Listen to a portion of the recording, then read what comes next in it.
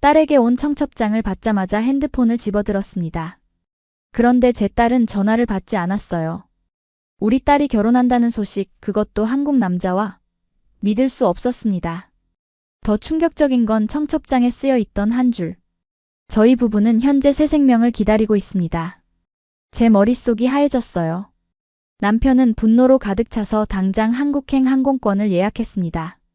그 남자를 직접 만나봐야겠어. 내 딸을 임신시킨 남자가 어떤 놈인지. 이건 단순한 국제결혼 이야기가 아닙니다. 오늘 제가 들려드릴 이야기는 문화적 편견과 오해를 넘어 사랑과 이해로 하나 된 두 가족의 진실된 여정입니다. 제 남편은 30년간 캐나다 공군에서 복무했고 저는 평범한 사서였어요. 우리는 딸 제나를 항상 과보호했습니다. 그런 우리 딸이 갑자기 한국으로 유학을 떠났고 몇 달 후 청첩장과 임신 소식을 전해왔죠. 분노와 불안으로 가득 찬 채 우리는 한국행 비행기에 올랐습니다. 처음 보는 사위, 낯선 문화, 그리고 우리가 전혀 알지 못했던 나라. 하지만 그곳에서 우리는 예상치 못한 깨달음을 얻게 됩니다. 우리 딸이 얼마나 성장했는지, 한국이라는 나라가 얼마나 아름답고 정이 많은 곳인지, 그리고 우리의 사위가 얼마나 훌륭한 사람인지를요. 이 여정을 통해 우리는 단순히 사위를 얻은 것이 아니라 새로운 가족과 문화, 그리고 세계관을 얻게 되었습니다. 저희의 이야기가 여러분에게 작은 용기와 희망이 되길 바랍니다. 편견의 벽을 넘어설 때 비로소 보이는 아름다운 세상이 있으니까요. 이 이야기가 마음에 드신다면 구독과 좋아요, 알림 설정 부탁드립니다. 앞으로도 이런 감동적인 이야기를 계속 들려드릴게요. 안녕하세요. 저는 캐나다 밴쿠버에 살고 있는 리사입니다. 제 나이 53세, 남편 마이클과 함께 28년째 결혼 생활을 유지하고 있어요. 남편은 캐나다 공군 출신 은퇴 군인이고 저는 지역 도서관에서 사서로 일하고 있습니다. 우리에게는 외동딸 제나가 있어요. 제나는 올해 26살인데 항상 책을 좋아하고 조용한 성격이었습니다. 제나는 어릴 때부터 아버지의 극진한 보호 아래 자랐어요. 마이클은 군인 출신답게 규율과 원칙을 중요시했고 딸에게는 더욱 엄격했습니다. 유치원 시절부터 학교 정문까지 데려다주고 고등학교 때도 하교 시간에 맞춰 항상 차를 끌고 기다리곤 했죠. 제나는 그런 아버지의 보호 아래 세상의 험한 바람 한 점 맞지 않고 자랐습니다. 하지만 그런 과보호가 항상 좋은 결과만 가져온 건 아니었어요. 제나는 또래 아이들보다 사회성이 떨어졌고 스스로 결정을 내리는 데 자신감이 없었습니다. 대학교도 집에서 가까운 곳으로 선택했고 졸업 후에도 취업에 어려움을 겪었어요. 제가 남편에게 제나를 좀 자유롭게 해주자고 말할 때마다 마이클은 세상은 네가 생각하는 것보다 위험해라며 고집을 꺾지 않았습니다. 그러던 작년 가을, 제나가 갑자기 저희를 찾아와 충격적인 소식을 전했어요. 엄마, 아빠, 제가 한국으로 유학 가기로 했어요. 다음 달에요. 테이블에 내려앉던 마이클의 포크 소리가 아직도 귓가에 생생합니다. 남편은 얼굴이 새하얘져서 말을 잇지 못했어요. 한국이라니? 왜 하필 그렇게 먼 곳에? 혼자서? 누가 거기서 널 도와줄 사람이 있니? 제나는 처음으로 아버지 앞에서 당당하게 자신의 결정을 밝혔습니다.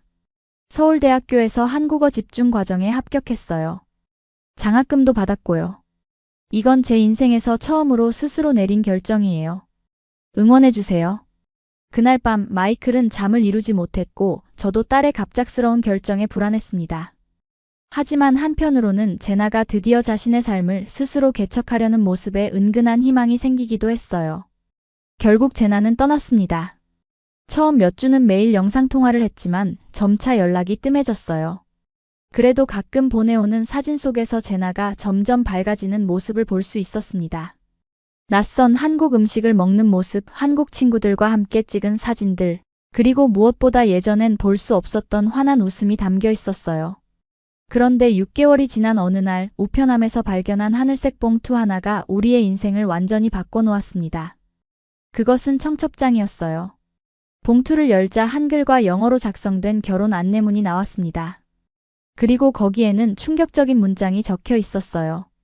저희 부부는 현재 새 생명을 기다리고 있습니다. 마이클은 청첩장을 보자마자 의자에 주저앉았습니다. 그의 손이 떨리는 걸 본 것은 군 생활 30년 동안 전쟁터에서도 한 번 본 적 없는 모습이었어요. 이게 무슨 소리야? 제나가 결혼을? 그것도 한국 남자와 아이까지. 내가 그 남자에 대해 아는 게 뭐가 있어? 배경은? 가족은? 도대체 어떤 놈이길래 우리 딸을. 마이클의 얼굴이 점점 붉어지더니 갑자기 책상을 내리쳤습니다. 당장 한국에 가야겠어. 그 남자를 직접 만나봐야겠어. 저는 남편을 진정시키려 했지만 소용없었습니다. 그날 밤 마이클은 당장 항공권을 예약했고 저도 어쩔 수 없이 함께 짐을 쌌습니다. 제나에게 전화를 걸었지만 받지 않았어요. 결국 짧은 메시지만 남겼습니다. 우리가 간다. 그 사람을 만나보고 싶구나. 다음 날 우리는 밴쿠버에서 서울로 향하는 비행기에 올랐습니다. 13시간의 긴 비행 동안 저는 계속해서 불안한 생각에 사로잡혔어요. 제나가 어떤 선택을 했는지, 그 한국 남자는 어떤 사람인지, 그리고 우리 가족의 미래는 어떻게 될지. 비행기가 인천국제공항에 도착했을 때 마이클의 얼굴은 결연한 의지로 가득 차 있었습니다. 그는 마치 전투에 나가는 군인처럼 긴장된 모습이었어요.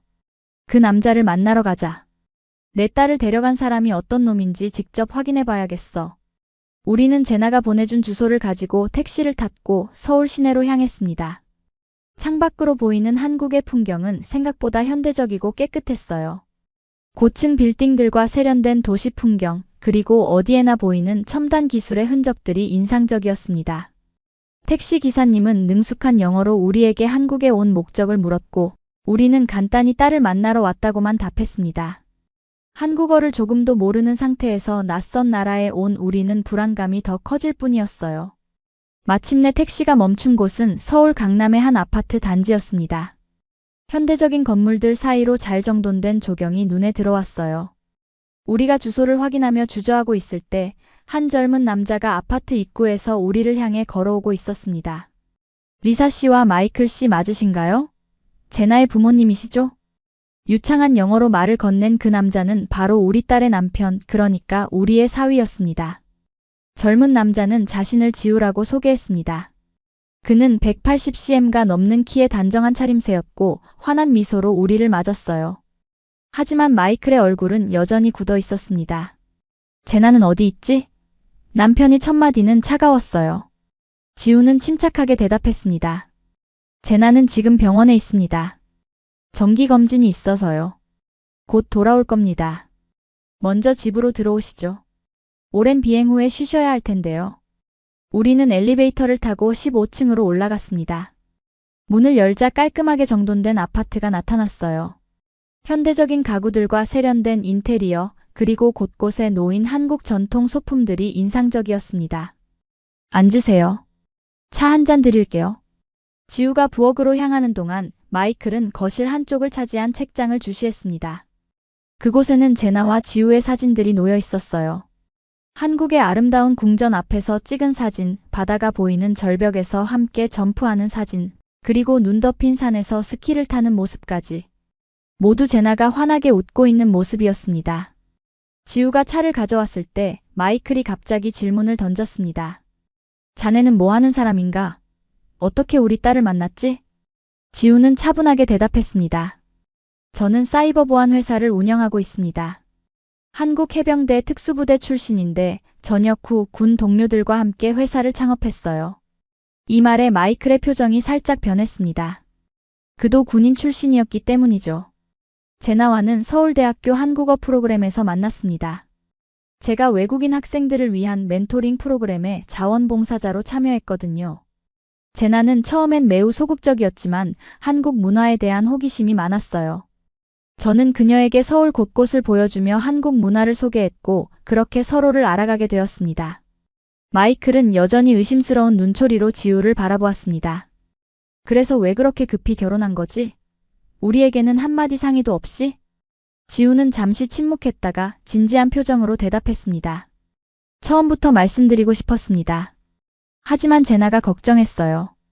특히 마이클 씨가 반대할까 봐. 저희는 서로 사랑하게 되었고 함께 미래를 꿈꾸게 되었습니다. 그리고 예상치 못하게 아이가 생겼어요. 마이클의 얼굴이 붉어졌습니다. 그래서 책임지는 척하며 우리 딸과 결혼했다는 건가? 지우는 고개를 들고 마이클을 똑바로 쳐다보았습니다. 아닙니다. 저는 이미 제나에게 프러포즈를 계획하고 있었어요. 아이는 우연이었지만 저희에겐 축복입니다. 저는 제나와 우리 아이에게 최선을 다할 겁니다. 그때 현관문이 열리는 소리가 들렸습니다. 우리 모두 그쪽을 바라보았고 거기에는 제나가 서 있었어요. 6개월 만에 보는 딸의 모습은 너무나 달라져 있었습니다. 살짝 불러온 배와 건강한 피부색, 그리고 무엇보다 자신감 넘치는 눈빛이 인상적이었어요. 엄마, 아빠. 제나의 목소리가 떨렸습니다. 마이클은 자리에서 벌떡 일어나 제나에게 다가갔지만 무슨 말을 해야 할지 몰라 그저 딸의 얼굴을 쳐다볼 뿐이었습니다. 저는 눈물을 참으며 제나를 꼭 안았어요. 많이 변했구나, 우리 딸. 제나는 미소를 지으며 대답했습니다. 네, 많이 변했어요. 더 강해졌고 더 행복해졌어요. 마이클은 여전히 말없이 서 있다가 갑자기 물었습니다. 정말 네가 원해서 한 결정이니? 강요받은 건 아니고? 제나는 지우에게 다가가 그의 손을 잡았습니다. 네, 아빠. 이건 제 인생에서 가장 확신에 찬 결정이에요. 지우는 제게 세상을 볼 용기를 주었어요. 저를 항상 존중해주고 제가 스스로 결정할 수 있게 도와주었습니다. 마이클은 눈을 깜빡이며 딸의 말을 받아들이려 노력했지만 여전히 마음속에는 의심이 남아 있었습니다. 그날 저녁 우리는 근처 호텔에 체크인했고 다음 날 다시 만나기로 약속했어요. 호텔 방에서 마이클은 창밖을 내다보며 한숨을 쉬었습니다. 리사, 우리가 딸을 잃은 것 같아. 그 남자가 제나에게 뭘 한 거지? 우리 딸은 이렇게 큰 결정을 독단적으로 내릴 사람이 아니야. 저는 남편의 어깨에 손을 얹으며 말했습니다. 마이클, 제나가 변한 건 사실이에요. 하지만 나쁜 방향으로가 아니라 더 성숙해진 것 같아요. 그리고 지우도 나쁜 사람 같지는 않았어요. 마이클은 고개를 저었습니다. 난 아직 믿을 수 없어. 내일 더 자세히 알아봐야겠어. 그날 밤 저는 오랜만에 딸의 모습을 떠올리며 잠이 들었습니다. 어쩌면 이 모든 상황이 우리 가족에게 새로운 시작이 될 수도 있을 거란 희망을 가지고요. 다음 날 아침 지우가 우리를 데리러 호텔로 왔습니다. 그는 우리에게 서울 시내 투어를 해주겠다고 제안했어요. 오늘은 제가 가이드가 되어드리겠습니다. 한국의 모습을 보여드리고 싶어요. 마이클은 여전히 경계하는 눈빛이었지만 딸의 행복한 얼굴을 보며 마지못해 동의했습니다. 우리는 먼저 경복궁을 방문했어요. 웅장한 한국의 전통 건축물을 보며 지우는 한국의 역사와 문화에 대해 열정적으로 설명해 주었습니다. 그의 이야기는 단순한 관광 가이드의 설명이 아니라 자국에 대한 자부심이 담겨 있었어요. 한국은 5,000년의 역사를 가진 나라입니다.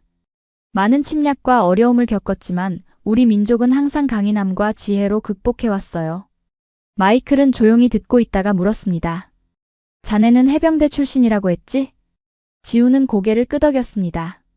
네, 5년간 복무했습니다. 특히 대테러 부대에서 활동했어요. 마이클의 표정이 조금 누그러졌습니다. 나도 30년간 공군에 있었네. 아프가니스탄과 이라크에도 파병됐었지. 두 사람은 군 경험에 대해 이야기를 나누기 시작했고 처음으로 공감대를 형성하는 모습이었습니다. 제나와 저는 그 모습을 보며 안도의 미소를 교환했어요. 다음으로 우리는 남산타워로 향했습니다. 엘리베이터를 타고 전망대에 올라가자 서울의 파노라마 전경이 눈앞에 펼쳐졌어요. 고층 빌딩들과 한강, 그리고 그 사이사이로 보이는 녹색 공간들까지 서울은 생각보다 훨씬 아름답고 현대적인 도시였습니다. 여기서 봤을 때 서울이 어때요? 놀랍지 않나요? 제나가 물었어요. 저는 고개를 끄덕였습니다. 정말 아름다운 도시구나. 전혀 상상했던 것과 달라. 마이클도 감탄하는 듯한 표정이었지만 여전히 경계심을 완전히 놓지는 않았습니다. 점심으로 우리는 한국의 전통 음식점을 방문했습니다. 테이블 위에는 수십 가지 반찬들이 가득 차려졌고 지우는 하나하나 설명해 주었어요. 이건 김치입니다. 한국의 대표적인 발효 음식이에요. 그리고 이건 된장찌개, 이건 갈비. 처음 먹어보는 한국 음식들은 생소했지만 놀랍도록 맛있었습니다. 특히 마이클은 갈비를 매우 좋아했어요. 이 고기는 정말 맛있군. 캐나다에서도 먹을 수 있나? 지우는 미소 지으며 대답했습니다.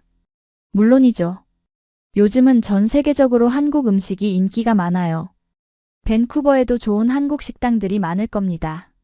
식사 중에 지우는 자신의 회사에 대해 더 자세히 설명했습니다. 그의 회사는 사이버 보안 시스템을 개발하는 스타트업으로 이미 몇몇 큰 기업들과 계약을 맺고 있었어요. 군 생활 동안 배운 기술과 경험이 큰 도움이 되었습니다. 특히 위기 상황에서의 판단력과 팀워크가요. 마이클은 점점 지우에게 관심을 보이기 시작했습니다. 두 사람은 군대 시절의 경험과 훈련 그리고 리더십에 대해 열띤 대화를 나눴어요. 공통된 경험이 그들을 조금씩 가깝게 만들고 있었습니다. 오후에는 한강공원으로 향했습니다. 강변을 따라 걸으며 제나는 자신이 한국에서 어떻게 생활했는지 이야기했어요. 처음엔 정말 어려웠어요. 언어도 다르고 문화도 낯설고. 하지만 한국 사람들은 외국인들에게 매우 친절해요. 특히 노력하는 모습을 보이면 더 많이 도와주려고 하죠. 제나는 또한 한국의 교육 시스템과 안전한 사회 환경에 대해서도 설명했습니다. 여기서는 밤늦게 혼자 걸어도 안전해요. 범죄율이 매우 낮고 대중교통도 정확하고 깨끗하죠. 그리고 인터넷 속도는 세계 최고예요. 마이클은 여전히 의구심을 완전히 떨치지 못했지만 딸의 열정적인 이야기를 들으며 조금씩 마음의 문을 열기 시작했습니다. 그날 저녁 지우의 부모님이 우리를 초대해 함께 식사를 하기로 했어요. 우리는 지우의 부모님 집으로 향했고 그곳에서 처음으로 한국의 가정 문화를 경험하게 되었습니다. 지우의 부모님 댁은 서울 외곽의 조용한 주택가에 위치해 있었습니다. 전통적인 요소와 현대적인 디자인이 조화를 이룬 아름다운 집이었어요. 문을 열자 지우의 어머니가 환한 미소로 우리를 맞이했습니다. 안녕하세요. 드디어 만나게 되어 정말 기쁩니다. 지우의 어머니 정미 씨는 유창한 영어로 우리를 반겨주었어요. 그녀는 대학에서 영문학을 가르치는 교수였습니다. 지우의 아버지 현우 씨는 조금 더 무뚝뚝했지만 친절하게 인사를 건넸어요. 그는 은퇴한 건축가였습니다. 거실에 들어서자 정성스럽게 차려진 상이 보였어요. 한국의 전통 음식들로 가득 찬 테이블은 그들의 정성을 느끼게 했습니다. 앉으세요. 오늘은 특별히 한국의 전통 명절 음식들을 준비했어요. 정미 씨가 말했습니다. 우리는 테이블에 둘러앉았고 현우 씨가 한국 전통주인 막걸리를 따라주었습니다. 한국에서는 어른들이 먼저 잔을 받는 것이 예의입니다. 지우가 설명해 주었어요.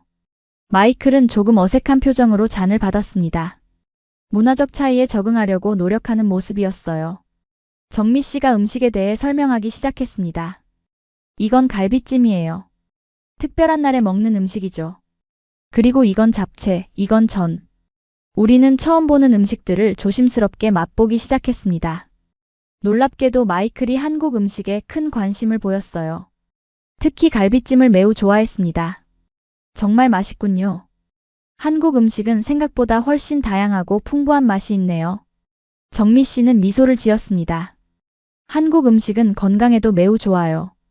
발효식품들이 많고 채소와 육류의 균형이 잘 맞춰져 있죠. 식사가 진행되는 동안 대화는 자연스럽게 두 가족의 배경과 문화로 이어졌습니다. 현우 씨는 한국의 역사와 문화에 대해 열정적으로 이야기했어요. 한국은 많은 어려움을 겪었지만 항상 강인하게 극복해왔습니다. 특히 최근 수십 년간의 경제 발전은 세계적으로도 유례없는 성과죠. 마이클은 고개를 끄덕이며 말했습니다. 저도 한국 전쟁에 대해 공부한 적이 있습니다. 캐나다도 유엔군으로 참전했었죠. 현우 씨의 눈이 빛났습니다. 맞습니다. 캐나다는 한국의 중요한 혈맹국이에요. 우리는 그 은혜를 잊지 않고 있습니다. 두 사람은 역사와 국제관계에 대해 대화를 나누기 시작했고 서로에 대한 이해가 깊어지는 듯 했습니다. 한편 정미 씨는 저와 제나에게 관심을 보였습니다. 제나가 한국에 와서 어떻게 지냈는지 많이 걱정되셨겠어요. 처음엔 정말 힘들었을 텐데요. 저는 솔직하게 대답했습니다. 네, 정말 많이 걱정했어요. 딸이 이렇게 먼 나라에 혼자 온다는 게 불안했거든요. 특히 언어도 다르고 문화도 낯선데. 정미 씨는 공감하는 표정으로 고개를 끄덕였습니다. 저도 지우가 군대에 있을 때 매일 걱정했어요.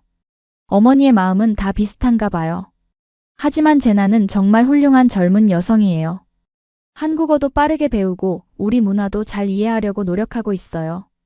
제나는 수줍은 미소를 지었습니다. 아직 많이 부족해요. 특히 한국어는 정말 어려워요. 정미 씨가 제나의 손을 다정하게 잡았습니다. 괜찮아요. 천천히 배워가면 돼요. 우리는 이제 가족이잖아요. 그 말에 저는 갑자기 눈시울이 뜨거워졌습니다. 가족이라는 단어가 이렇게 따뜻하게 느껴질 줄 몰랐어요. 현우 씨가 자리에서 일어나 작은 상자를 가져왔습니다. 이건 우리 가족의 전통입니다. 대대로 내려오는 물건인데 새로운 가족 구성원에게 주는 선물이에요. 그는 상자를 열었고 그 안에는 아름다운 비취 목걸이가 있었습니다. 이 비취는 행운과 건강 그리고 가족의 화합을 상징합니다. 제나에게 주고 싶어요. 제나는 감동한 표정으로 목걸이를 받았고 정미 씨가 다가와 그것을 제나의 목에 걸어주었습니다. 그 순간 저는 딸의 얼굴에서 진정한 행복을 볼 수 있었어요. 마이클은 이 광경을 지켜보며 복잡한 표정을 지었습니다. 그는 여전히 완전히 마음을 열지 못했지만 무언가 변화가 시작되고 있었어요. 식사를 마친 후 지우의 아버지는 마이클을 서재로 초대했습니다. 두 사람은 한국의 전통주를 마시며 오랫동안 대화를 나눴어요. 나중에 마이클에게 들은 이야기로는 현우 씨가 자신의 청년 시절과 한국의 발전 과정, 그리고 가족에 대한 책임과 의무에 관해 이야기했다고 합니다. 그날 밤 호텔로 돌아오는 길에 마이클은 평소보다 조용했습니다. 방에 들어와 그가 침대에 앉았을 때 처음으로 그의 굳은 표정이 누그러지는 것을 보았어요. 지우의 부모님은 정말 좋은 분들이야. 특히 그의 아버지. 자신의 나라와 가족에 대한 자부심이 대단해. 그리고 그들이 제나를 진심으로 환영하는 것 같아. 저는 남편이 손을 잡았습니다. 그렇게 생각하니 다행이에요. 나도 같은 느낌이었어. 우리가 너무 서둘러 판단한 것 같아. 마이클은 깊은 생각에 잠긴 듯 했습니다. 하지만 여전히 제나가 이렇게 갑자기 큰 결정을 내린 것은 이해하기 어려워. 우리 딸은 항상 조심스럽고 소극적이었는데 어쩌면 그게 바로 제나가 필요로 했던 변화였을지도 몰라요. 마이클, 당신도 알잖아요. 우리가 너무 제나를 보호하려고만 했다는 것을. 마이클은 한숨을 쉬었습니다. 내 말이 맞을지도 모르겠어. 내일 좀 더 지켜보자. 다음 날 우리는 지우의 회사를 방문했습니다. 강남의 현대적인 빌딩에 위치한 사무실은 세련되고 전문적인 분위기였어요. 직원들은 모두 젊고 열정적으로 보였고 지우를 매우 존경하는 듯 했습니다. 지우는 자신의 사업에 대해 자세히 설명했어요. 그의 회사는 인공지능 기반 보안 시스템을 개발하는데 이미 몇몇 대기업들과 계약을 맺고 있었습니다. 저희 기술은 해킹 시도를 사전에 탐지하고 차단합니다. 특히 중요한 인프라 보호에 특화되어 있죠. 마이클은 진지한 관심을 보이며 질문했습니다. 군 경험이 이런 사업에 어떤 도움이 되었나? 지우의 눈이 빛났습니다. 모든 면에서 도움이 되었습니다. 위기 상황에서의 판단력, 팀워크, 그리고 무엇보다 국가 안보에 대한 사명감이요. 저희는 단순히 돈을 벌기 위해서가 아니라 사회와 국가에 기여하기 위해 이 일을 하고 있습니다. 이 말에 마이클의 표정이 변했습니다. 그도 평생을 국가 안보를 위해 헌신한 사람이었으니까요. 회사 투어를 마친 후 우리는 근처 카페로 향했습니다. 그곳에서 지우는 자신과 제나의 미래 계획에 대해 이야기했어요. 저희는 아이가 태어나면 당분간 서울에 머물 계획입니다. 제 사업이 여기 있고 제나도 한국 생활에 점점 적응하고 있거든요. 하지만 매년 캐나다를 방문할 생각입니다. 그리고 언젠가는 밴쿠버에도 지사를 열 계획이에요. 그러면 두 나라를 오가며 살 수도 있겠죠. 마이클과 저는 서로 눈빛을 교환했습니다. 그들이 이렇게 구체적인 계획을 갖고 있다는 사실이 안심이 되었어요. 지우는 이어서 말했습니다. 무엇보다 저는 제나와 우리 아이가 두 문화의 장점을 모두 경험하길 원해요. 캐나다의 개방적인 사고방식과 한국의 가족 중심 문화, 두 가지 모두 소중하니까요. 마침내 마이클이 입을 열었습니다. 자네, 정말 우리 딸을 사랑하나? 지우는 망설임 없이 대답했습니다. 네, 온 마음을 다해 사랑합니다. 제나는 제 인생을 바꿔놓았어요. 그녀의 순수함과 따뜻함, 그리고 새로운 것에 도전하는 용기가 저에게 큰 영감을 줬습니다.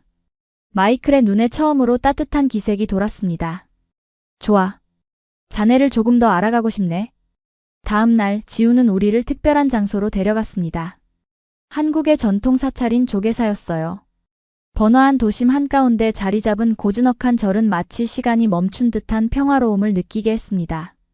이곳은 제가 어렵거나 중요한 결정을 내려야 할 때 자주 찾는 곳입니다. 마음의 평화를 찾을 수 있거든요.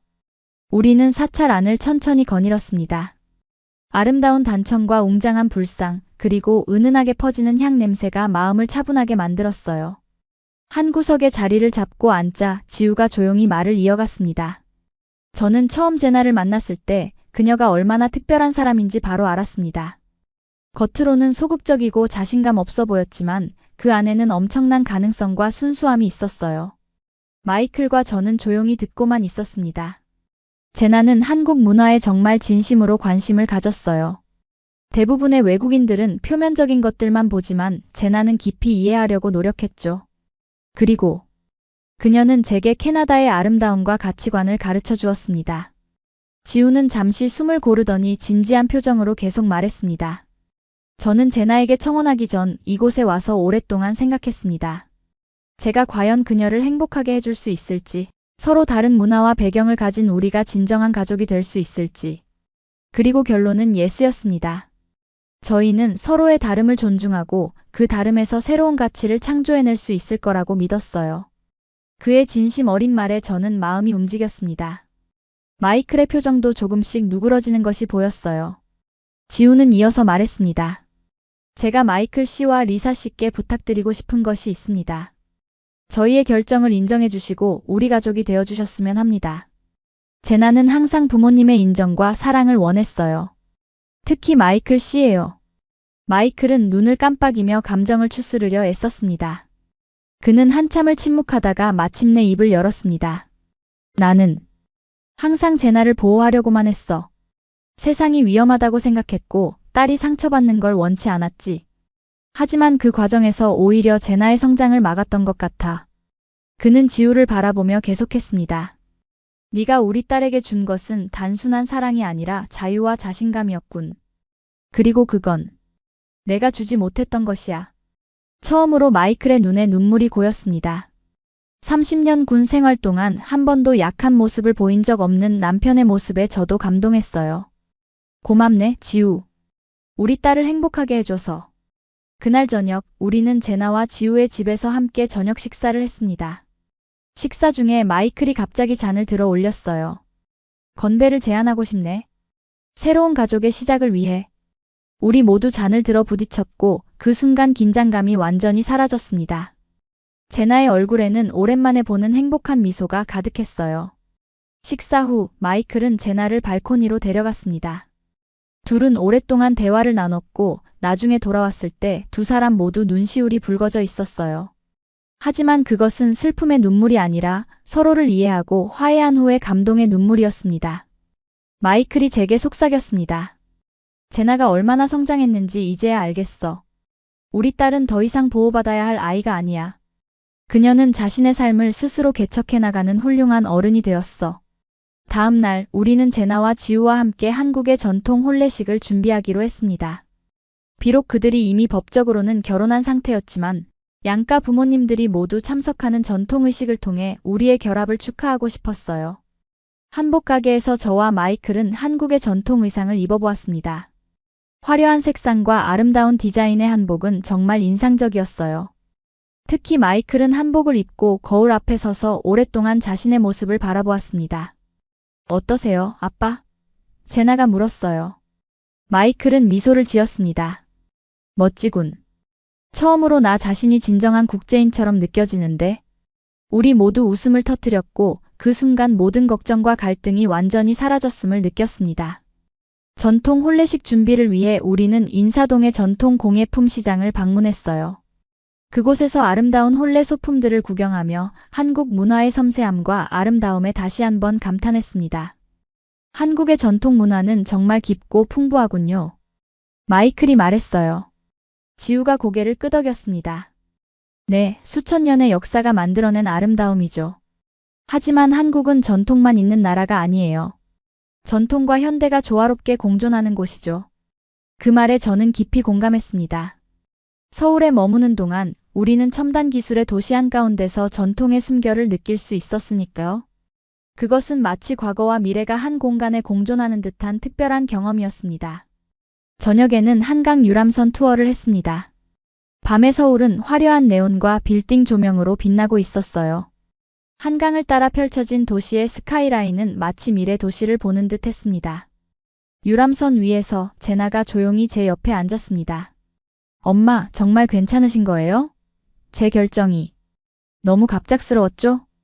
저는 딸의 손을 잡았습니다. 처음엔 충격이었단다. 하지만 이제 이해해. 네가 얼마나 행복한지 보이거든. 제나의 눈에 눈물이 고였습니다. 저도 처음엔 두려웠어요. 이렇게 먼 나라에서 다른 문화 속에서 새 삶을 시작한다는 게. 하지만 지우를 만나고 한국이라는 나라를 알게 되면서 제 안에 있던 용기가 점점 커졌어요. 저는 고개를 끄덕였습니다. 그래, 이제 보니 네가 정말 성장했구나. 엄마는 네가 자랑스러워. 제나는 제 어깨에 머리를 기대며 속삭였습니다. 고마워요, 엄마. 아빠도. 이제 저를 이해해 주시는 것 같아요. 그래, 아빠도 너를 이해하고 있어. 시간이 조금 필요했을 뿐이야. 우리는 서로를 꼭 아는 채 빛나는 서울의 야경을 바라보았습니다. 한국에 머무는 마지막 날, 우리는 제나와 지우의 집에서 작은 파티를 열었습니다. 지우의 부모님과 몇몇 친한 친구들이 초대되었고 모두가 화목한 분위기 속에서 즐거운 시간을 보냈어요. 파티 중간에 지우가 갑자기 자리에서 일어나 주목을 끌었습니다. 오늘은 특별한 손님들을 위해 작은 이벤트를 준비했습니다. 그가 노트북을 켜자 큰 스크린에 영상이 나타났어요. 그것은 제나가 한국에 온 이후의 모습을 담은 영상이었습니다. 처음 서울에 도착했을 때의 어색하고 불안한 표정부터 점점 자신감을 찾아가는 모습, 그리고 지우와 함께 한국 곳곳을 여행하는 장면들까지. 마지막 장면은 제나가 카메라를 향해 직접 말하는 모습이었어요. 엄마, 아빠, 이 영상을 보고 계시다면 제가 얼마나 행복한지 알아주셨으면 해요. 한국에 오기 전 저는 항상 두려움에 갇혀 있었어요. 새로운 것에 도전하는 것, 실패하는 것 모두 무서웠죠. 하지만 이곳에서 저는 진정한 자유와 용기를 배웠습니다. 물론 쉽지 않았어요. 언어 장벽, 문화 차이. 하지만 그 과정에서 제 안에 있던 강인함을 발견했습니다. 그리고 지우를 만났고요.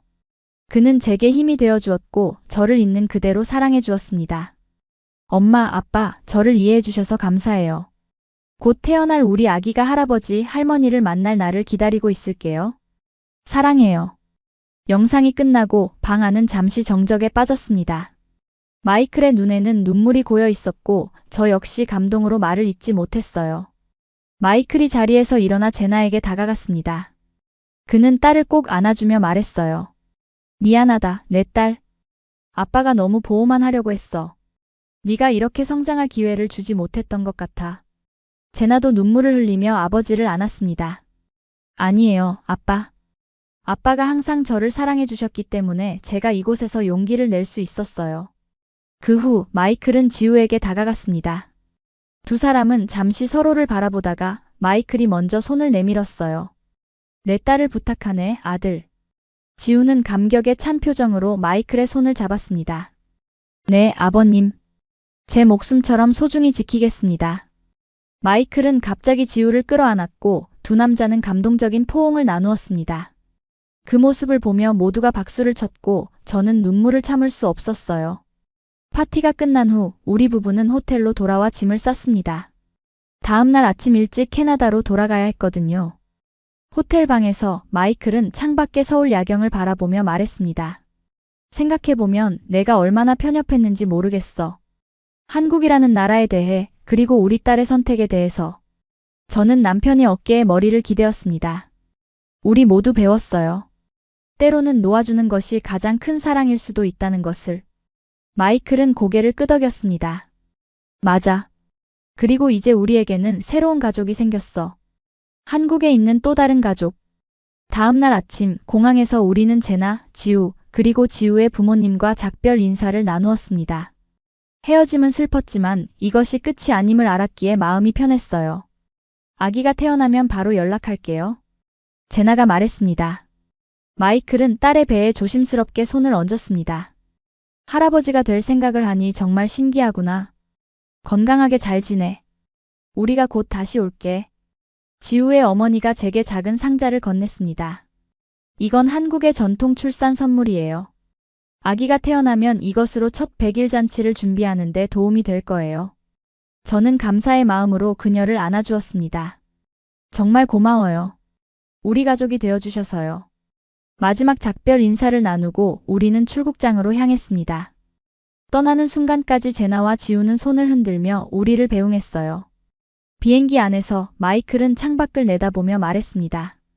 이번 여행은 정말 인생을 바꾸는 경험이었어. 저는 고개를 끄덕였습니다. 그래요. 우리 모두에게요.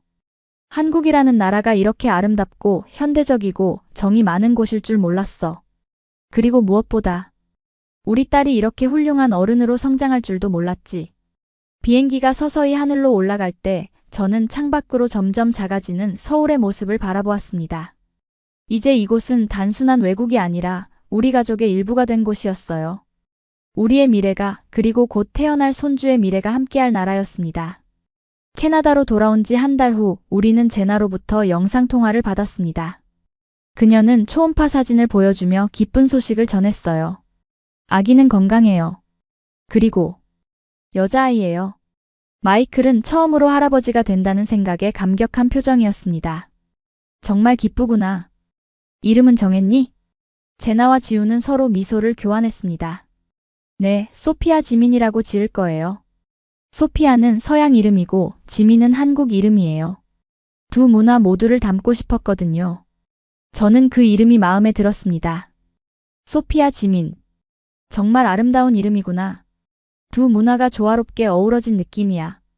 마이클도 고개를 끄덕였습니다. 좋은 이름이야. 우리 손녀가 두세 개의 장점을 모두 가진 특별한 아이로 자랄 것 같아. 그 후로 우리는 정기적으로 화상통화를 하며 제나의 임신 과정을 함께했습니다. 비록 물리적으로는 멀리 떨어져 있었지만 기술 덕분에 마치 가까이 있는 것처럼 느껴졌어요.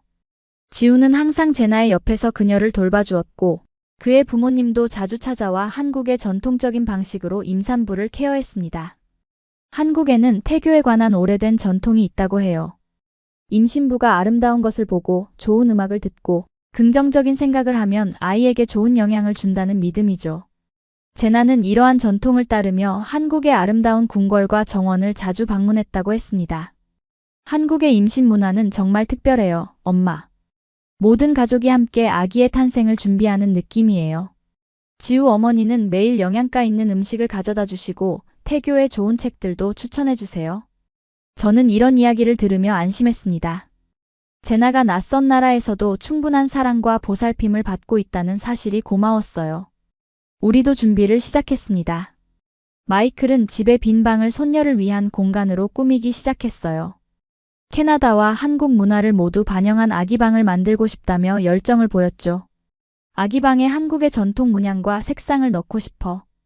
리사, 인터넷에서 한국의 전통 유아용품을 좀 찾아봐. 남편의 변화는 놀라웠습니다. 한 달 전만 해도 한국에 대해 편견을 가지고 있던 사람이 이제는 손녀에게 한국 문화를 전하기 위해 적극적으로 노력하고 있었으니까요. 우리는 또한 한국어를 배우기 시작했습니다. 지역 대학의 한국어 입문 과정에 등록했고 매주 2번씩 수업을 들었어요. 처음에는 어려웠지만 손녀와 더 가깝게 소통하기 위한 것이라 생각하며 열심히 배웠습니다. 안녕하세요. 저는 할아버지입니다. 마이클은 매일 아침 이 문장을 연습했습니다. 우리의 이웃과 친구들도 제나의 소식을 듣고 축하해 주었어요. 처음에는 한국?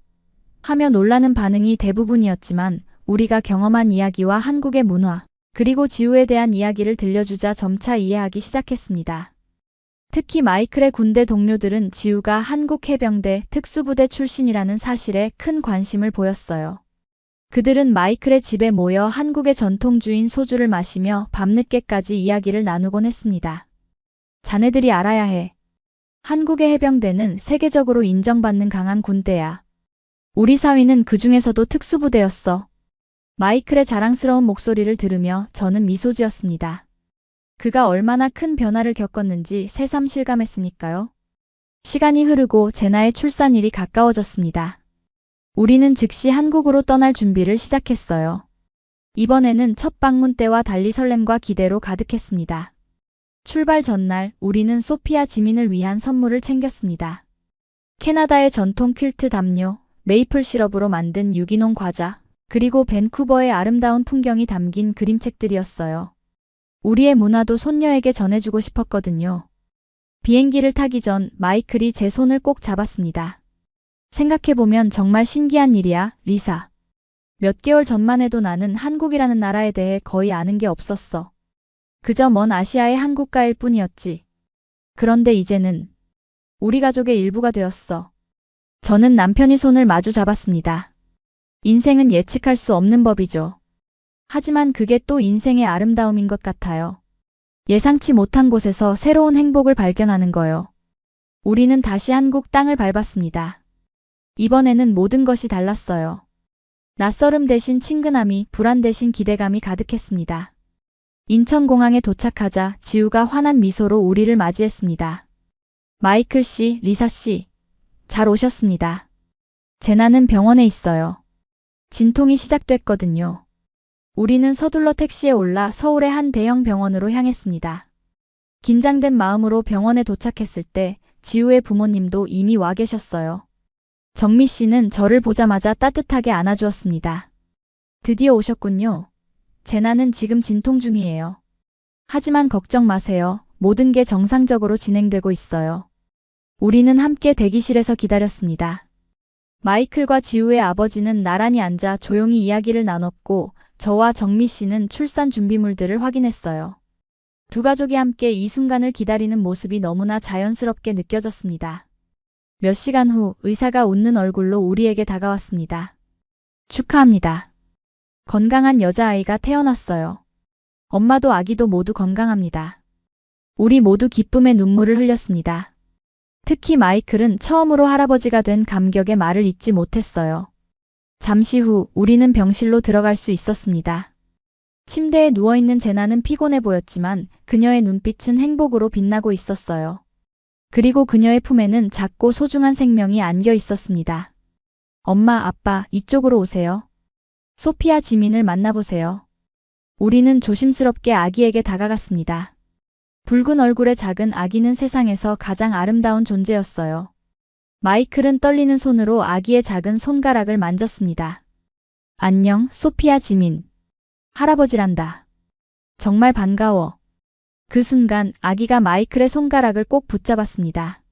마이클의 눈에서는 눈물이 흘러내렸고 저도 감동으로 가슴이 벅차올랐어요. 지우의 부모님도 다가와 손주를 바라보았습니다. 4명의 조부모가 함께 이 소중한 생명의 탄생을 축하하는 순간이었어요. 정미 씨가 작은 목걸이를 꺼냈습니다. 이건 우리 가문의 대대로 내려오는 것이에요. 첫 손녀에게 주고 싶어요. 그녀는 조심스럽게 그 목걸이를 아기 옆에 놓았습니다. 마이클도 우리가 가져온 캐나다 퀼트 담요를 꺼내 아기를 감싸주었어요. 두 문화가 이렇게 자연스럽게 어우러지는 모습이 아름다웠습니다.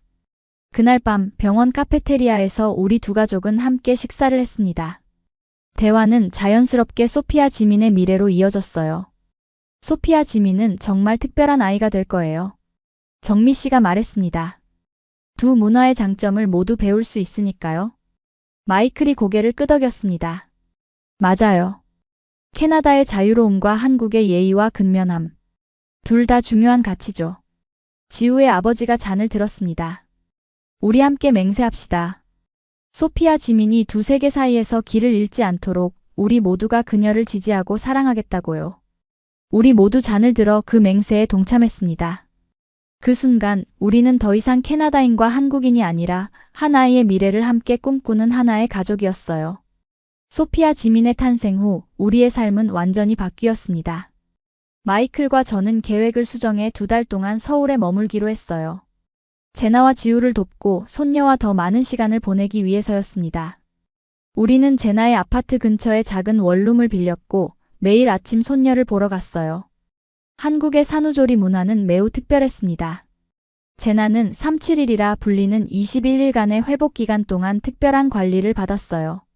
지우의 어머니가 전통 산후 음식을 준비해 주었고 저도 캐나다식 영양식을 만들어 딸에게 가져다 주었습니다. 한국의 산후조리는 정말 체계적이네요. 저는 정미 씨에게 말했습니다. 캐나다에서는 이렇게 오랜 기간 동안 산모를 특별히 케어하는 문화가 없어요. 정미 씨는 미소를 지었습니다. 한국에서는 출산이 여성의 인생에서 가장 중요한 전환점 중 하나로 여겨져요. 그래서 충분한 회복 시간이 필요하다고 생각하죠. 우리 두 할머니는 함께 손녀를 돌보며 서로의 육아 방식을 배웠습니다. 저는 정미 씨에게 캐나다식 자장가를, 그녀는 저에게 한국의 전통 포대기 싸는 법을 가르쳐 주었어요.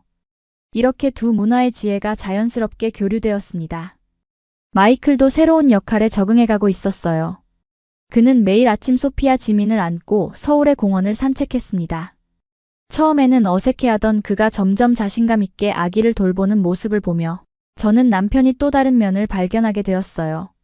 이 아이가 내게 가르쳐주는 게 많아. 어느 날 마이클이 말했습니다. 인생에서 정말 중요한 게 뭔지를 말이야. 손녀의 100일 잔치가 다가오자 우리는 한국의 전통 방식으로 일을 준비하기 시작했어요. 100일 잔치는 아기가 태어난 지 100일을 축하하는 한국의 전통 의식이었습니다. 옛날에는 영아 사망률이 높아서 아기가 100일을 건강하게 넘기면 큰 축하를 했다고 해요. 지우가 설명해 주었습니다. 우리는 전통 한복을 준비하고 100일 음식들을 주문했어요. 특히 백설기라는 하얀 떡은 아기의 순수함과 밝은 미래를 상징한다고 했습니다. 100일 잔치 당일 소피아 지민은 화려한 한복을 입고 모두의 축하를 받았습니다. 지우의 가족과 친구들, 그리고 제나의 한국 친구들까지 많은 사람들이 모여 이 특별한 날을 축하했어요. 행사의 하이라이트는 돌잡이였습니다. 아기 앞에 여러 물건을 놓고 아기가 먼저 짚는 물건으로 미래를 점치는 전통 의식이었어요. 연필학자, 돈부, 실장수 등 다양한 상징물이 놓여 있었습니다. 모두의 기대 속에 소피아 지민은 망설임 없이 연필과 돈을 동시에 집었어요. 방 안에 웃음이 터졌고 지우의 아버지가 자랑스럽게 말했습니다. 우리 손녀는 똑똑하면서도 실용적인 아이가 될 거예요. 두 가지 장점을 다 가진 셈이죠. 마이클은 행복한 표정으로 지우의 아버지와 건배를 나눴습니다. 우리 손녀는 두 문화의 최고를 다 물려받았군요. 100일 잔치를 마치고 귀국 날짜가 다가왔습니다. 떠나기 전 우리는 지우와 제나와 함께 중요한 대화를 나누었어요. 우리는 앞으로도 자주 한국을 방문할 계획이에요. 제가 말했습니다. 그리고 여러분도 캐나다로 자주 와주길 바라요. 소피아 지민이 두 나라와 두 문화 모두에 익숙해질 수 있도록요. 지우와 제나는 기쁘게 동의했습니다. 저희도 그 생각이었어요. 소피아 지민이 두 세계 사이에서 자유롭게 오갈 수 있기를 바라거든요.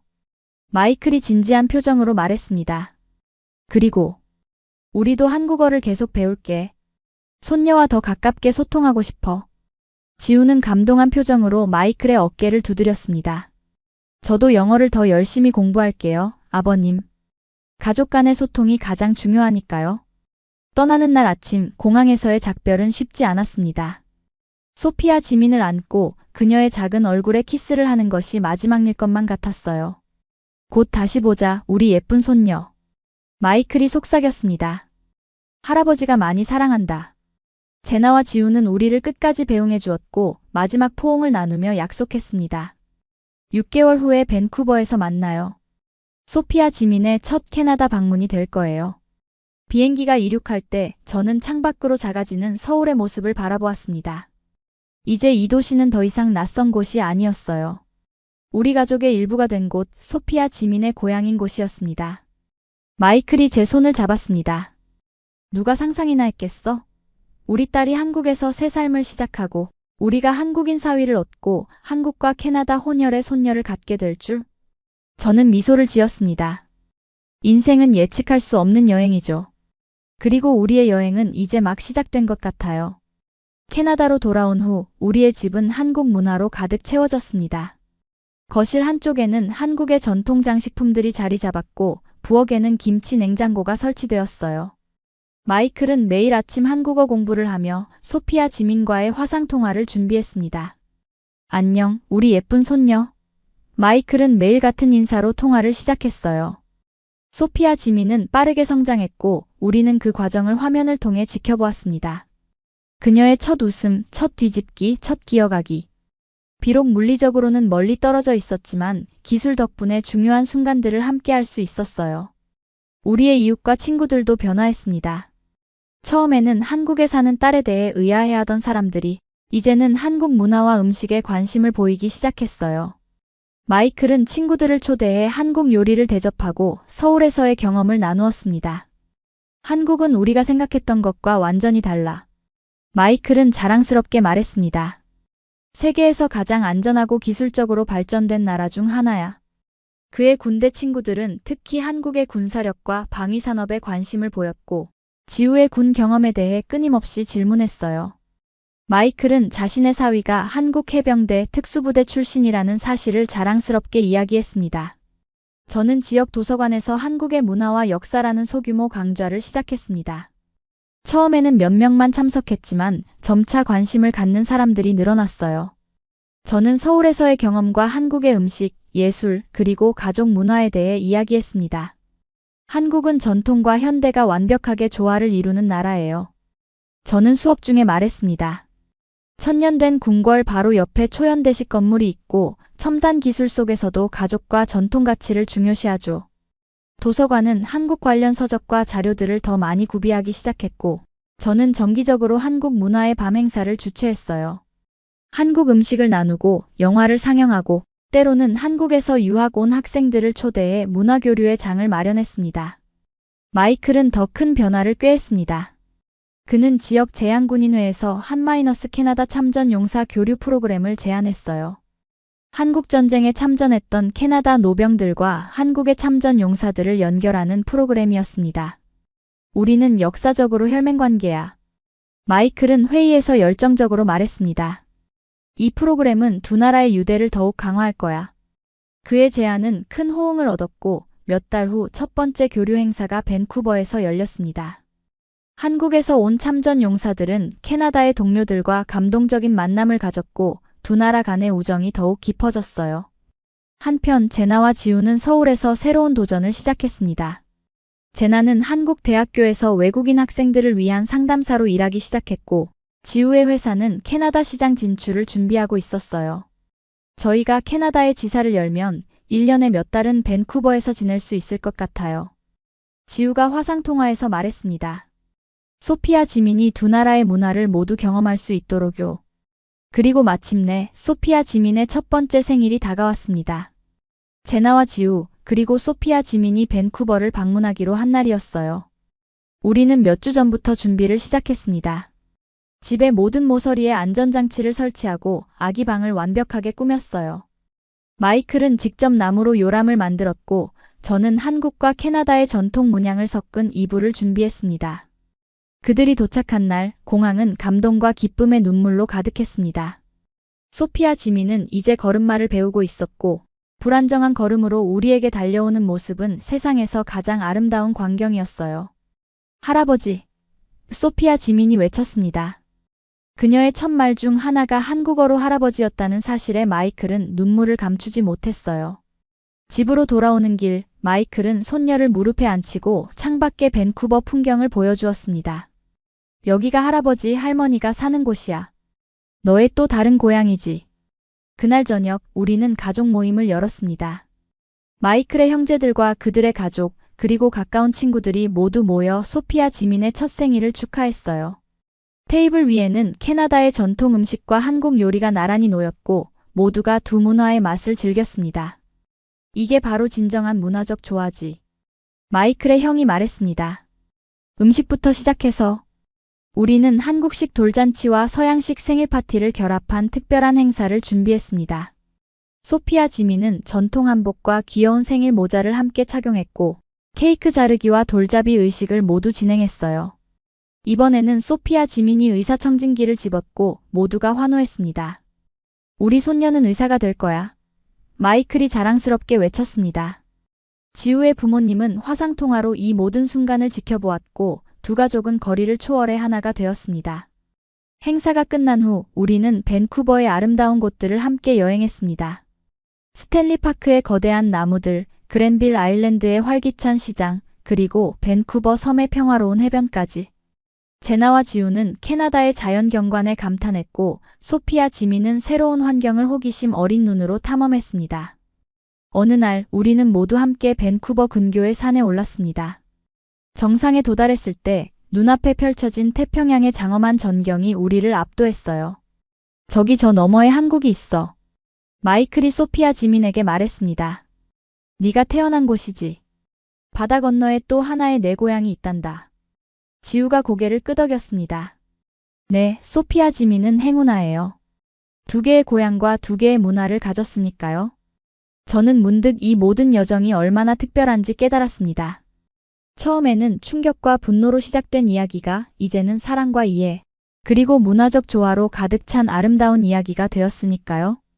그날 밤 소피아 지민이 잠든 후 우리 네 명은 테라스에 앉아 별을 바라보며 깊은 대화를 나눴습니다. 생각해보면 정말 신기해요. 제나가 말했습니다. 제가 한국에 가기로 결심했을 때 이렇게 될 줄은 몰랐어요. 그저 뭔가 다른 것을 경험하고 싶었을 뿐인데. 마이클이 딸의 손을 잡았습니다. 네가 옳았어, 제나. 나는 너를 너무 보호하려 했고 네가 세상을 경험하는 것을 두려워했지. 하지만 네가 보여준 용기가 우리 모두에게 새로운 세계를 열어주었어. 지우는 마이클의 어깨를 토닥였습니다. 저도 많이 배웠습니다. 처음에는 단순히 제나를 사랑했을 뿐이었는데 이제는 두 문화를 연결하는 가교가 되었네요. 저는 세 사람을 바라보며 감사함을 느꼈습니다. 우리 모두 서로에게서 배우고 있어요. 그리고 소피아 지민은 그 모든 지혜와 사랑을 물려받을 거예요. 밴쿠버에서의 한 달은 눈 깜짝할 사이에 지나갔고 제나와 지우 그리고 소피아 지민이 다시 한국으로 돌아갈 시간이 되었습니다. 이별은 언제나 쉽지 않았지만 이제 우리는 잠시 안녕이라고 생각했어요. 우리의 삶은 이제 두 나라, 두 문화를 오가며 계속될 테니까요. 공항에서 마이클은 소피아 지민을 꼭 안아주며 말했습니다. 할아버지가 곧 한국에 갈게. 그때까지 잘 자라야 해. 소피아 지민은 마이클의 뺨에 키스를 하며 대답했습니다. 사랑해요, 할아버지. 그 순간 마이클의 눈에 맺힌 눈물은 더 이상 슬픔의 눈물이 아니라 사랑과 감사의 눈물이었습니다. 시간은 빠르게 흘러갔습니다. 소피아 지민이 3살이 되었을 때 지우의 회사는 드디어 밴쿠버에 지사를 열었어요. 이제 그들은 1년에 몇 달씩 캐나다에서 지낼 수 있게 되었고 우리 가족은 더욱 가까워졌습니다. 마이클은 은퇴 후 새로운 열정을 찾았어요.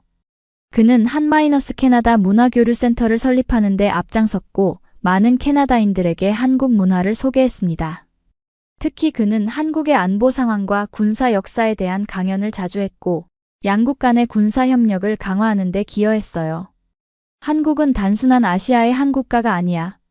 마이클은 강연에서 자주 말했습니다. 그들은 우리의 혈맹이자 중요한 경제, 문화적 파트너야.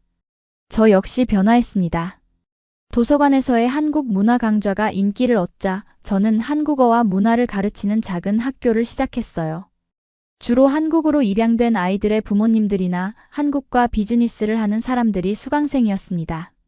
한국어는 단순한 언어가 아니에요. 저는 수업 중에 자주 말했습니다. 그것은 5,000년 역사와 문화, 그리고 사람들의 정신이 담겨있는 살아있는 유산이죠. 제나와 지우도 끊임없이 성장했습니다. 제나는 서울에서 국제학생 상담센터의 디렉터가 되었고 지우의 보안회사는 아시아 전역으로 사업을 확장했어요. 그들은 바쁜 와중에도 소피아 지민에게 두 문화의 가치를 고르게 가르치려고 노력했습니다. 소피아 지민은 이중 언어와 이중 문화 속에서 자라며 놀라운 적응력과 개방성을 보였어요. 그녀는 한국어와 영어를 자유롭게 오가며 두 나라의 문화적 뉘앙스도 자연스럽게 이해했습니다. 할아버지, 오늘은 한국어로 이야기할까요? 아니면 영어로 할까요? 그녀는 화상통화에서 종종 이렇게 물었습니다. 마이클은 항상 한국어로 해보자라고 대답했습니다. 그는 이제 꽤 유창한 한국어를 구사할 수 있었고 손녀와의 대화를 통해 계속 배우고 있었어요. 소피아 지민이 5살이 되었을 때 우리는 모두 함께 특별한 여행을 계획했습니다. 한국과 캐나다의 양가 가족이 모두 모여 일본 교토로 여행을 떠난 거예요. 제3국에서의 만남을 통해 우리는 더 넓은 세계를 함께 경험하고 싶었습니다. 교토의 고즈넉한 사찰과 정원에서 우리 세 가족은 서로 다른 문화에 대한 존중과 이해를 더욱 깊게 했어요. 지우의 부모님은 일본의 역사적 건축물에 대해 많은 지식을 가지고 있었고 마이클은 일본에 주둔했던 경험을 바탕으로 현대 일본 사회에 대해 이야기했습니다. 소피아 지민은 이 모든 대화를 흡수하며 끊임없이 질문했어요. 왜 일본과 한국은 비슷하지만 다른가요? 캐나다와 미국은 어떻게 다른가요? 그녀의 호기심은 끝이 없었습니다. 여행 중 우리는 소피아 지민의 미래에 대해 자주 이야기했어요. 그녀가 자라면서 어떤 교육을 받을지, 어떤 가치관을 갖게 될지, 그리고 무엇보다 어떻게 그녀의 이중 문화적 정체성을 유지할 수 있을지에 대해서요. 소피아 지민은 글로벌 시민으로 자랄 거예요. 정미 씨가 말했습니다. 그녀에게는 국경이나 문화적 장벽이 없을 거예요. 마이클이 고개를 끄덕였습니다. 그래, 그녀는 우리가 꿈꿨던 것보다 더 넓은 세계에서 살게 될 거야. 하지만 그 안에서도 자신의 뿌리를 잊지 않길 바라. 교토에서의 마지막 밤, 우리는 함께 강가에서 소원등을 띄웠습니다. 각자 등불에 소원을 적어 물에 띄우는 의식이었어요. 소피아 지민은 자신의 등불에 무엇을 썼는지 우리에게 속삭였습니다. 저는 우리 가족이 항상 함께 있길 바랐어요. 멀리 떨어져 있더라도 마음은 항상 함께요. 그녀의 순수한 소원에 우리 모두 감동했고 마이클은 손녀를 꼭 안아주었습니다. 그래, 우리는 항상 함께야. 거리는 중요하지 않아. 우리의 사랑은 어떤 바다보다도 넓으니까. 교토에서 돌아온 후 우리 가족의 유대는 더욱 깊어졌습니다. 마이클과 저는 서울과 밴쿠버를 더 자주 오가기 시작했고 제나와 지우도 캐나다에 더 많은 시간을 보냈어요. 소피아 지민은 두 나라의 학교를 오가며 공부했고 양쪽 문화에 모두 깊이 뿌리내렸습니다. 그러던 어느 날 마이클이 특별한 제안을 했습니다. 우리 제주도에 집을 하나 사는 게 어떨까? 처음에는 놀랐지만 그의 생각을 들어보니 이치에 맞았어요. 제주도는 한국의 아름다운 섬으로 온화한 기후와 자연 경관으로 유명했습니다. 또한 국제적인 분위기가 있어 외국인들도 편하게 지낼 수 있는 곳이었어요. 그곳에서 우리는 1년의 절반을 보낼 수 있어. 그러면 소피아 지민과 더 많은 시간을 함께할 수 있고 제나와 지우도 일하는데 부담이 적을 거야. 우리는 이 아이디어를 제나와 지우에게 제안했고 그들도 큰 환영을 표했습니다. 몇 달 후 우리는 제주도의 작은 해변 마을에 아름다운 집을 구입했어요. 그곳은 한국 전통 가옥의 요소와 현대적인 편의시설이 조화롭게 어우러진 공간이었습니다. 우리의 제주도 집은 곧 세 가족의 소중한 모임 장소가 되었어요. 휴일이나 방학 때마다 우리는 모두 그곳에 모여 함께 시간을 보냈고 소피아 지민은 그곳에서 가장 행복한 추억들을 만들어갔습니다. 특히 마이클은 제주도 생활을 매우 즐겼어요. 그는 지역 어부들과 친구가 되어 함께 낚시를 다니고 한국의 은퇴한 군인들과 교류하며 깊은 우정을 쌓았습니다. 그의 한국어 실력은 나날이 향상되었고 이제 그는 거의 원어민처럼 의사소통할 수 있었어요. 내가 이렇게 노년에 새로운 언어와 문화를 배울 수 있을 줄 누가 알았겠어? 마이클은 종종 웃으며 말했습니다. 인생은 정말 놀라운 여정이야. 저 역시 제주도 생활에 깊이 빠져들었습니다. 저는 지역 여성들과 함께 제주 전통 요리를 배우고 해녀들의 문화를 연구했어요. 그들의 강인함과 공동체 정신은 저에게 큰 영감을 주었고 저는 그들의 이야기를 책으로 엮기 시작했습니다. 소피아 지민은 제주도에서 자연과 함께 자라며 환경보호에 대한 관심을 키웠어요. 그녀는 할아버지와 함께 해변 청소 활동에 참여하고 할머니와 함께 약초 정원을 가꾸었습니다. 할아버지, 우리가 지구를 지키지 않으면 제가 크면 이런 아름다운 바다를 볼 수 없을지도 몰라요. 소피아 지민의 진지한 걱정에 마이클은 더욱 환경보호에 앞장서게 되었습니다. 그는 제주도의 지속 가능한 관광과 환경 보전을 위한 국제위원회의 자원봉사자로 참여했고 캐나다와 한국의 환경단체들을 연결하는 역할을 했어요. 우리의 삶은 이렇게 두 나라, 두 문화 사이에서 풍요롭게 펼쳐졌습니다. 처음에는 불가능해 보였던 이 여정이 이제는 우리 모두에게 가장 자연스럽고 소중한 삶의 방식이 되었어요. 소피아 지민이 10살이 되었을 때 그녀는 이미 놀라운 아이로 성장해 있었습니다. 그녀는 한국어와 영어를 완벽하게 구사할 뿐 아니라 일본어도 배우고 있었어요. 두 문화 속에서 자란 그녀는 뛰어난 적응력과 공감 능력을 갖추게 되었습니다. 학교에서 소피아 지민은 문화대사로 불렸어요. 그녀는 한국에 있는 국제학교에서 캐나다 문화를, 밴쿠버에 있을 때는 한국 문화를 친구들에게 소개했습니다. 그녀의 문화교류 프로젝트는 학교 신문에 실리기도 했고 지역 교육청의 주목을 받기도 했어요. 어느 날 소피아 지민이 우리에게 특별한 제안을 했습니다. 할머니, 할아버지, 저는 다문화 가정의 아이들을 위한 여름 캠프를 만들고 싶어요. 저처럼 두 문화 사이에서 자라는 아이들이 서로의 경험을 나누고 배울 수 있는 곳이요. 마이클과 저는 손녀의 아이디어에 깊은 감명을 받았습니다.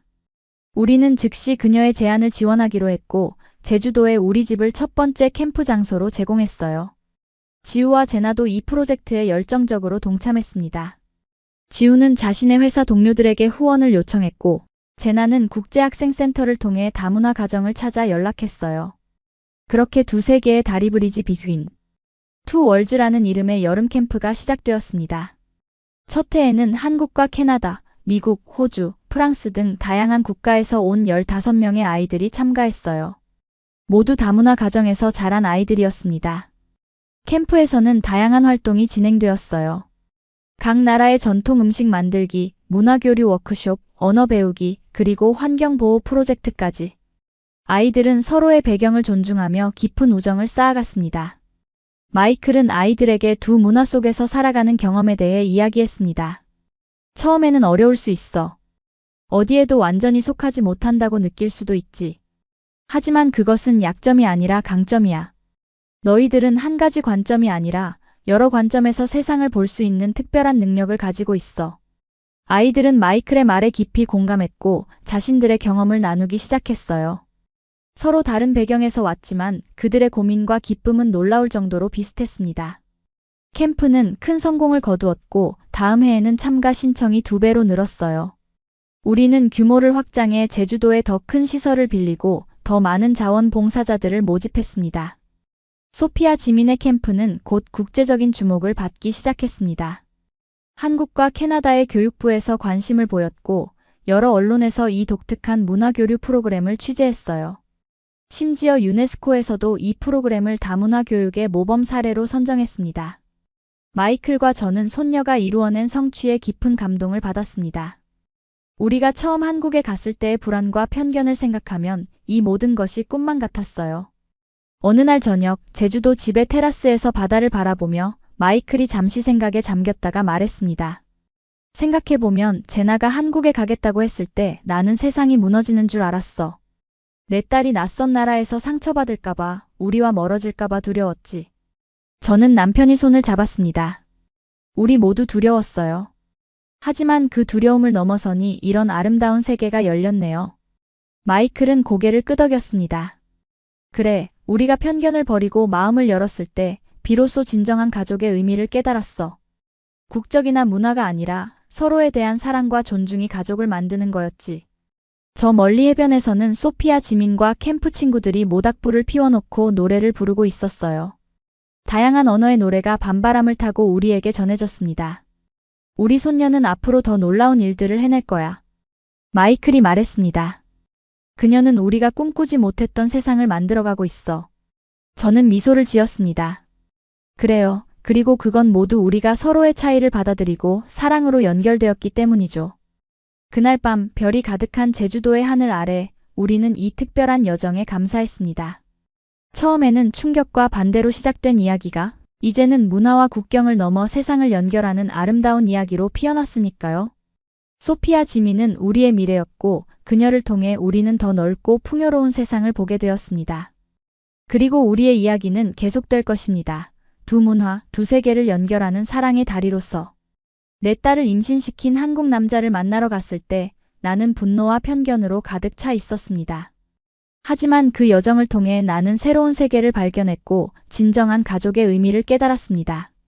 국경과 문화를 초월한 사랑의 힘, 그리고 서로 다름을 존중할 때 열리는 무한한 가능성을 배웠습니다. 한국이라는 나라는 이제 저에게 단순한 외국이 아닙니다. 그곳은 우리 가족의 일부이자 저의 또 다른 고향이 되었습니다. 그리고 소피아 지민처럼 우리 모두는 두 세계 사이의 다리가 되어 더 넓고 포용적인 미래를 만들어가고 있습니다. 여러분도 혹시 낯선 문화나 사람들에 대한 편견이 있다면 마음을 열고 다가가 보세요. 그곳에는 여러분이 상상하지 못했던 아름다움과 지혜가 기다리고 있을지도 모릅니다. 우리의 이야기가 여러분에게 조금이나마 용기와 영감을 주었기를 바랍니다. 이 이야기가 마음에 드셨다면 좋아요와 구독, 그리고 여러분의 생각을 댓글로 남겨주세요. 여러분의 이야기도 듣고 싶습니다. 혹시 비슷한 경험이 있으신가요? 문화적 차이를 극복하고 더 깊은 이해에 도달한 순간이 있었나요? 함께 나누어 주세요. 함께 우리는 더 넓고 아름다운 세상을 만들어갈 수 있습니다. 감사합니다.